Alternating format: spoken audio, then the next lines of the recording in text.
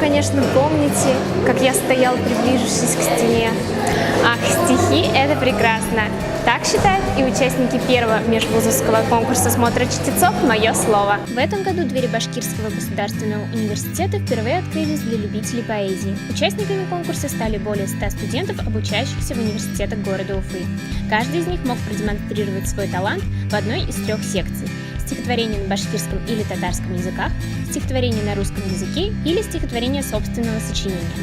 Студенты могли стать призерами или победителями в любом из этих направлений и получить ценные и памятные призы.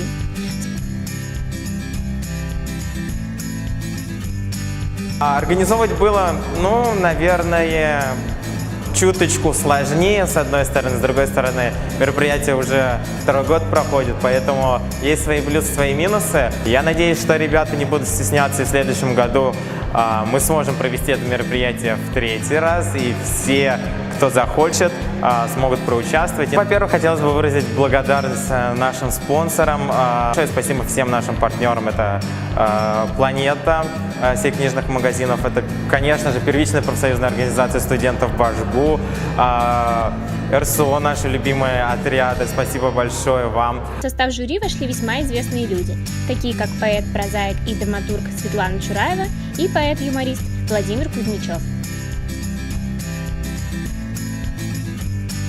Я частенько бываю в жюри по своей должности, по своим обязанностям. Меня всегда веселило, что учителя и школьники читают примерно одно и то же. Вчера я убедилась, что студенты выбирают немножко другие стихи. Было приятно посмотреть, было приятно послушать.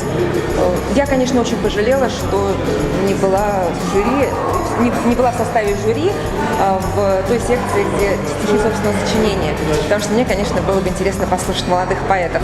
Организаторы даже не представляли, что в нашем городе столько одаренных студентов. Надеемся, что в следующем году число талантов, участвующих в конкурсе, только увеличится. Динара Шафигульна, Линда Валеева, специально для Правком ТВ.